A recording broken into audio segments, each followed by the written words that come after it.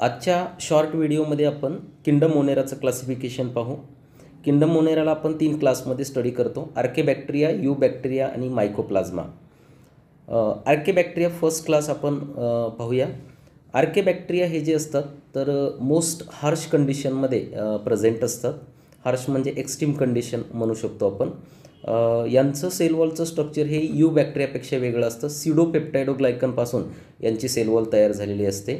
आर्केबॅक्टेरियाला आपण 3 क्लासमध्ये परत डिवाईड करतो. पहिला क्लास आहे हॅलोफाईल्स, जे एक्स्ट्रीम सॉल्टी एरियामध्ये प्रेझेंट असतात. दुसरा क्लास आहे थर्मो ॲसिडोफाईल्स, जे हॉट स्प्रिंगमध्ये प्रेझेंट असतात. आणि तिसरा क्लास आहे मिथॅनोजन्स, जे मार्शी एरियामध्ये प्रेझेंट असतात. त्याचबरोबर रुमिनंट ॲनिमलच्या गटमध्ये प्रेझेंट असतात, जिथे ते मिथेन गॅस तयार करतात त्यांच्या डंगपासून.